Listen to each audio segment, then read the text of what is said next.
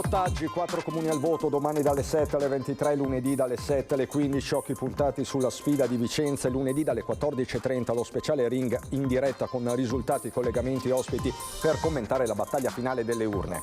L'omicidio di Anica Panfili, ad Arcade si cercano indizi dai filmati delle telecamere, intanto a Spresiano qualcuno ha deposto fiori e lumini lungo il canale della Vittoria dove il corpo potrebbe essere stato gettato. Tragedia a Bovolone, scoppia pneumatico, 42enne in Vespa perde il controllo del mezzo e muore. Stava andando a un raduno di appassionati di due ruote. Yacht a fuoco, paura per 2 turisti ferraresi diretti a Chioggia. Si sono gettati in mare e sono stati recuperati da un'imbarcazione della polizia a Porto Tolle. Esplosione nella notte ad Albignasego, assalto alla cassa automatica di una banca, i banditi fuggono a mani vuote, danni ingenti all'edificio. Nonostante telecamere e allarmi, 7 furti su 10 nei negozi del Veneto restano impuniti. Il dato della CGA del Veneto: servono più controlli e maggiore percezione di sicurezza, dicono artigiani e commercianti. Quarantenne albanese residente a Padova arrestato dalla Guardia di Finanza al porto di Livorno, si stava imbarcando in auto verso la Sardegna con moglie e le 2 figlie minorenni. Sotto il loro sedile trovati 11 kg di droga. L'associazione sportiva Veterani Serenissima ha festeggiato gli 80 anni di un altro suo atleta, Giovanni Battista Piasentini, continua a cimentarsi nel delicato ruolo del portiere inseguendo un pallone.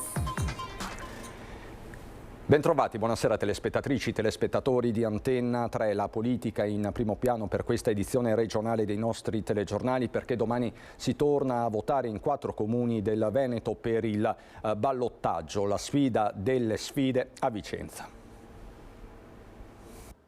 Centrodestra contro centrosinistra, lo schema nel capoluogo berico è quello classico. Da un lato l'uscente Francesco Rucco, supportato da Lega, Forza Italia, Fratelli d'Italia, la lista Rucco sindaco. Dall'altro Giacomo Possamai, capogruppo del PD in Consiglio regionale, sostenuto da 6 liste: Partito Democratico, Europa Verde, Sinistra Italiana, Coalizione Civica, Possamai sindaco, Azione Italia Viva, da adesso in poi Vinova, lista Tosetto. Ripartiamo da Vicenza. Per il ballottaggio nessun apparentamento ufficiale per Possamai, mentre Rucco lo ha raggiunto con Claudio Cicero, sostenuto dalla lista Cicero, impegno a 360 gradi. Mobilità, PNRR, affitti, i nodi della campagna elettorale contrassegnata dall'arrivo in città dei big di entrambi gli schieramenti. La partita dell'arresto, trattandosi di un capoluogo da oltre 110.000 abitanti, influisce sugli equilibri nazionali. La sfida è aperta con il giovane Dem che aveva superato il primo cittadino uscente di 2 punti percentuali, 46 a 44. Ultimo duello interno di fatto al Carroccio a Vedelago nella Marca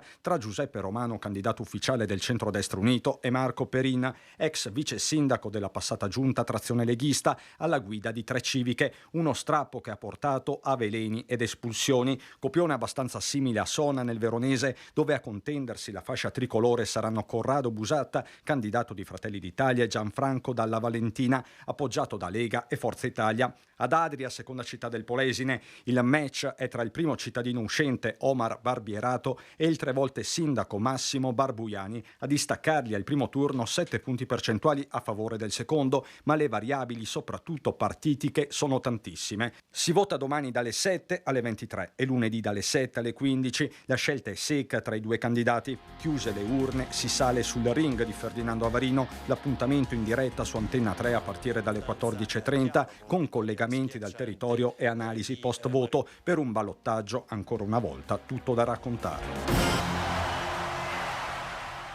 Dalla politica alla cronaca, con tutti gli aggiornamenti sul caso dell'omicidio di Anica Panfili. Ad Arcade si cercano indizi sulle sue ultime ore dai filmati del sistema di videosorveglianza, mentre a Spresiano qualcuno ha deposto fiori e lumini all'altezza di un ponte sul canale della Vittoria. Ma ci racconta tutto Lina Paronetto. Via del Fante a Spresiano, dove la strada confluisce in via Barcador. A un centinaio di metri dal monumento ai caduti scorre lo scarico del canale della Vittoria che porta al Piave, e proprio lì, sul ponticello stradale che lo attraversa, qualcuno ha lasciato nelle scorse ore un mazzo di fiori e 2 lumini. Il luogo dove domenica scorsa è stato ritrovato da un pescatore. Il corpo di Anica Panfili è poco lontano, sul fiume. La mano che ha lasciato i fiori può aver ritenuto questo ponte il posto più accessibile in cui lasciare un pensiero in memoria della 31enne ritrovata senza vita, ma guardandosi intorno viene da pensare Che proprio in questo punto il responsabile della morte di Anika possa aver fermato la macchina e del tutto indisturbato abbia gettato in acqua il corpo. Qui la corrente è particolarmente impetuosa e a metà del tratto verso il fiume compie un'ulteriore accelerazione. La salma della giovane madre è stata ritrovata poco distante, più a sud, vittima di un omicidio che resta da capire se sia stato volontario o preterintenzionale. E questo è presto per dirlo, perché prima bisogna cercare di scoprire se omicidio è stato, chi lo ha commesso e poi in quali circostanze e per quali motivi. Sono stati sentiti tutti i soggetti con cui è nota una frequentazione della giovane mamma, dall'attuale compagno Luigino De Biase all'ex datore di lavoro Franco Battaggia, ex Primula Rossa della Mala del Brenta, che da tempo tra Arcade e Spresiano si è rifatto una vita. Vagliata anche la posizione dell'ex marito di Anika, Vasilika Lungu, attualmente in Romania. Ad Arcade, dove la 31enne è stata vista per l'ultima volta, è funzionante un capillare sistema di videosorveglianza che i carabinieri stanno scandagliando. Ho voluto per il mio paese fare proprio un reticolo di occhi elettronici per vigilare sul territorio. Ricordo che le immagini che hanno permesso di scoprire l'omicidio quella volta di Coghetto, che appunto è stato scippato dai nomadi. Il sindaco Presti non ricorda di aver mai visto Anika. Onestamente io non l'ho mai vista, suppongo da quello che ho letto che frequentasse appunto alcuni locali, ma onestamente io dove vado io non l'ho mai vista, non l'ho mai notata. Ma il caso inquieta e fa discutere ad Arcade e anche per questo il primo cittadino si augura che venga al più presto fatta chiarezza. Auspico che siano utili alle indagini perché la famiglia penso che abbia diritto ad una risposta a cosa è successo a questa povera donna e lo vuole anche la mia comunità perché non sappiamo se possa essere avvenuto appunto il delitto qui nel nostro territorio oppure altrove, quindi anche noi ci interroghiamo e vorremmo delle risposte. Si stava recando a un raduno di appassionati di vespe a Mantova, ma nella tarda serata di ieri è morto sulle strade di Bovolone in sella alla sua amata due ruote. A perdere la vita il 42enne bresciano Andy Cicchiello. L'uomo ha perso il controllo del mezzo ed è volato a terra. Dalle prime ricostruzioni sembra che a causare la perdita di aderenza sia stato lo scoppio di uno pneumatico. La caduta è stata fatale, a nulla è servito l'intervento degli operatori del SUEM 118 accorsi con ambulanza e automedica. Nonostante i disperati tentativi, il motociclista è morto prima di poter raggiungere l'ospedale. Paura per due ferraresi a bordo di un'imbarcazione diretta a Chioggia che ha preso fuoco in mezzo al mare. L'intervento a Porto Tolle. Momenti di paura per due cittadini del Ferrarese salvati dall'equipaggio della squadra acque interne del commissariato di Porto Tolle mentre l'imbarcazione in legno di oltre 15 metri su cui viaggiavano è andata in fiamme a circa 3 miglia dalla costa. Erano partiti all'alba dal lido ferrarese degli Estensi per dirigersi verso Chioggia e durante la navigazione si sono trovati in mezzo alle fiamme per cause ancora da chiarire.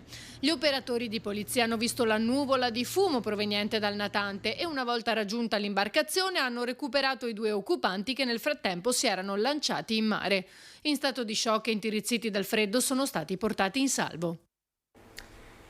Dal Polesine alla provincia di Padova ad Albignasego, dove nella notte c'è stato uno scoppio che ha interessato la cassa automatica di una banca. L'esplosione nella notte alle 3, scatta l'allarme e i carabinieri accorrono subito sul posto. Non c'è traccia di malviventi che non sono però riusciti a rubare niente. Un grande botto che ha distrutto lo sportello bancomat della Banca Montepaschi di Galleria Roma lungo la via principale di Albignasego alle porte di Padova e che ha danneggiato anche parte degli uffici. È il secondo caso in una settimana. Qualche giorno fa, infatti, a Limina, un'altra banda di malviventi ha cercato di forzare la cassa automatica con una sega circolare. Anche in quel caso l'arrivo tempestivo delle forze dell'ordine ha messo in fuga i malintenzionati. I vigili del fuoco intervenuti sul posto hanno transennato l'area in attesa che venga messa in sicurezza. Non è la prima volta che succede un fatto del genere qui in Galleria Roma, dove non sono presenti abitazioni ma solo locali ad uso commerciale. È sempre preoccupante perché ad esempio sopra l'istituto di credito c'è un negozio di parrucchiera. Insomma, cade il soffitto, cade tutto, cioè diventa un problema di ordine pubblico, insomma, perché questa delinquenza deve essere fermata, non si può continuare con sì, con queste ansie, diciamo, del furto delle 6 di mattina in un centro commerciale su una cassa continua. È una cosa intollerabile. Sempre nel padovano, furto ad Abano Terme, alla gioielleria di via Vespucci. Malviventi nella notte tra lunedì e martedì scorso hanno forato con una sega circolare la vetrina del negozio, hanno quindi razziato quello che c'era in vetrina, compreso un Rolex tempestato di diamanti e altri preziosi dal valore di circa 30.000 euro. Il bottino complessivamente di 100.000 euro, sparita anche una parura con rubini, braccialetto e anello. Il colpo nel cuore della notte, 2 uomini completamente vestiti di nero sono stati messi in fuga dalle grida di un residente che ha allertato così le forze dell'ordine. E sono 7 su 10 i furti impuniti nei negozi del Veneto. Il dato shock emerge dalla nuova indagine della CGA di Mestre, che fa i conti proprio tra sicurezza ed economia. La maglia nera va a Venezia.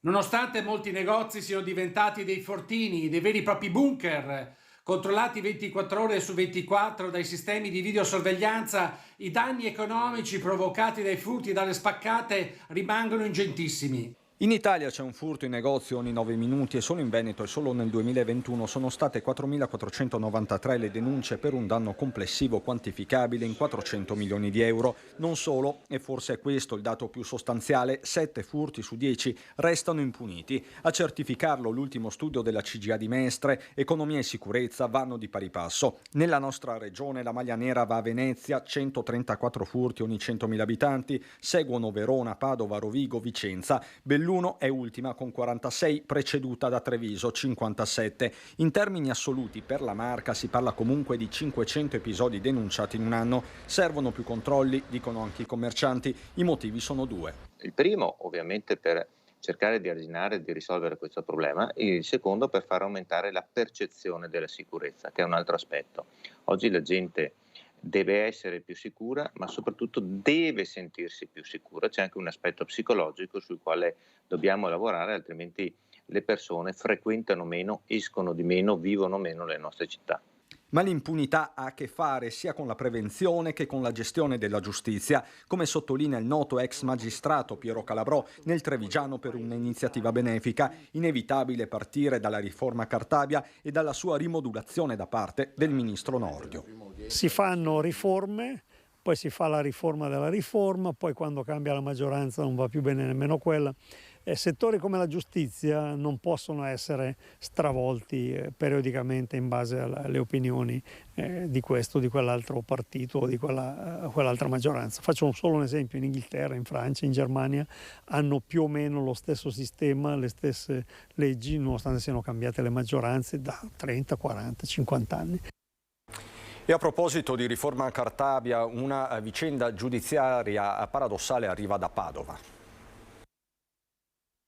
Amor Ben Lazar Torch è un volto noto alle forze dell'ordine padovane, tanto da essersi guadagnato il soprannome di re delle spaccate. Tra le varie accuse che pendevano su di lui, anche un colpo al locale Tola Rasa di via Vicenza nell'aprile del 2018.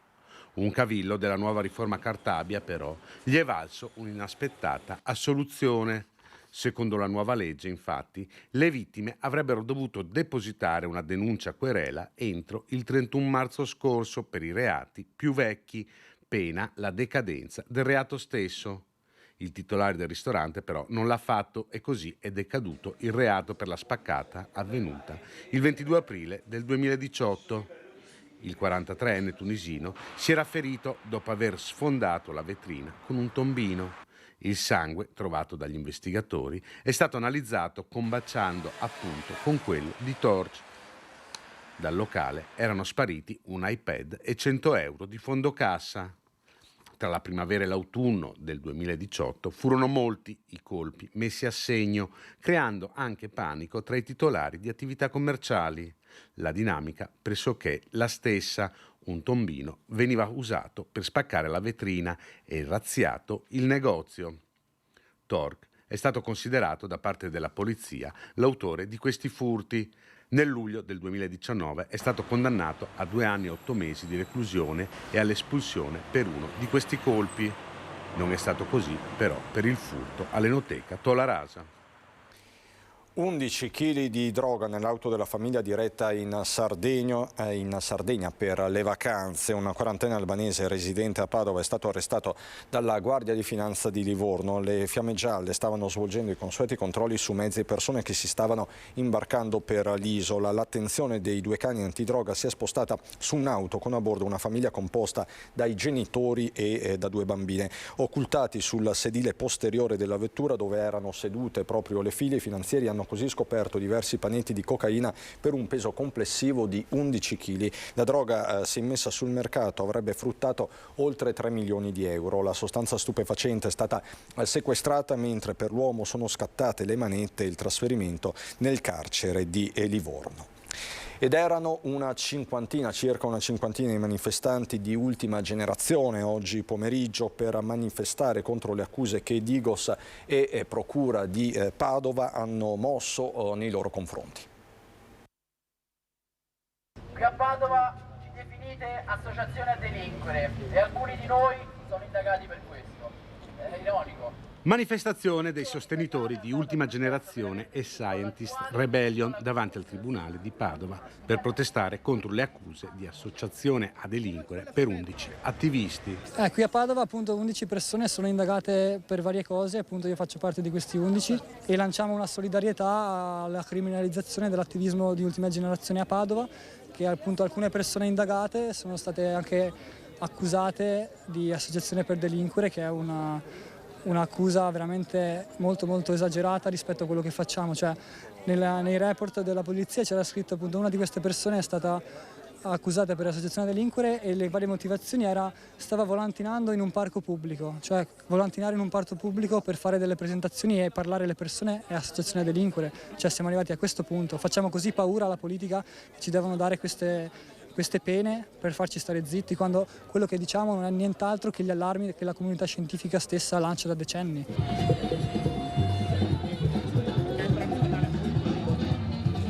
Una cinquantina di manifestanti che poi si sono messi in movimento verso il centro cittadino. Tra loro anche Chiara Gallani e Marta Nalin, consigliere comunali di Coalizione Civica, scese in piazza per portare il loro sostegno agli attivisti ambientali. Assolutamente qui per dare solidarietà rispetto a questa accusa che lascia senza parole.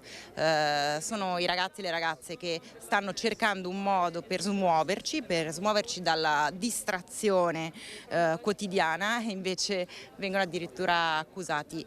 E quello che vorremmo dire anche come Coalizione Civica per Padova, che no, non tutti pensano che stiano sbagliando, che stiano mettendo in pericolo opere d'arte, eccetera, eccetera. Questi sono i ragazzi che ci stanno dicendo chiaramente cosa dobbiamo fare e come dobbiamo muoverci, quindi siamo con loro. A Venezia ora, dove l'associazione sportiva Veterani Serenissima ha festeggiato gli 80 anni di un altro suo atleta, Giovanni Battista Piasentini, ma ci racconta la sua storia Lorenzo Maier.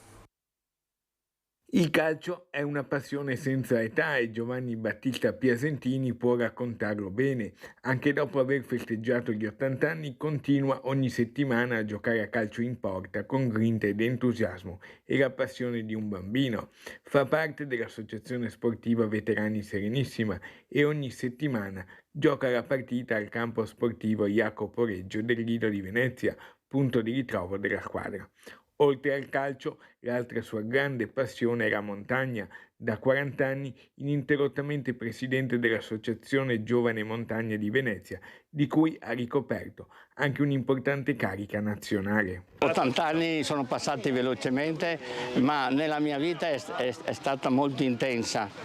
Poi mi sono dato all'alpinismo, in cui ho fatto le vette dal Cervino al Bianco. Gioco in maniera entusiastica, cerco di dare al massimo. Un'associazione che è valida, che dà la possibilità agli sportivi, alla gente del Lido di riunirsi, di amarsi e di giocare, sempre con quell'entusiasmo e con quella voglia di volersi bene. Ecco, questo è il calcio, questa è l'associazione a cui appartengo e mi sento fiero. Partita e premiazione con medaglia per Piasentini, consegnata dal presidente del club Medeo Noguera, che ha ricordato come l'obiettivo della società sia proprio quello di unire generazioni diverse di ogni età attraverso la passione per lo sport, il calcio in particolare. La nostra squadra, la nostra compagine riunisce un mix senza fare distinzioni, giovani, meno giovani,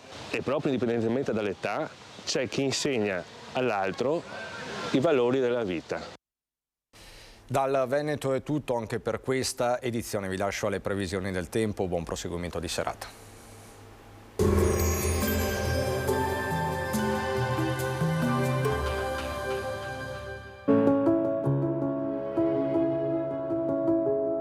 Ad accogliervi sarà Conegliano. Bentrovati al meteo. Ultimo weekend di maggio con sole, caldo moderato e tempo non del tutto stabile. Vediamo il dettaglio della giornata di domenica. Sul Veneto sarà soleggiato con cielo in prevalenza poco nuvoloso. Sui monti alternanza di nuvole e rasserenamenti, dove nel pomeriggio avremo una maggiore probabilità di qualche temporale, possibile poi fin verso le pianure limitrofe.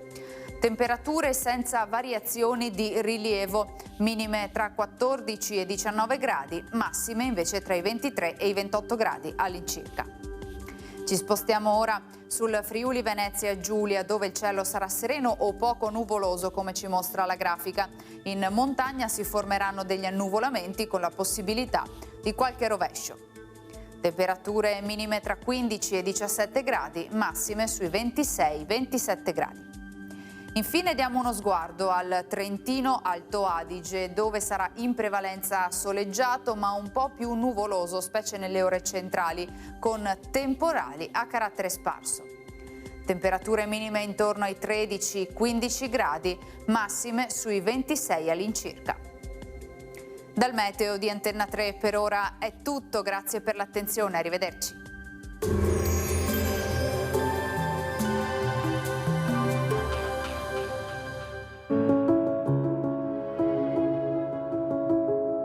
Ad accogliervi sarà Conegliano.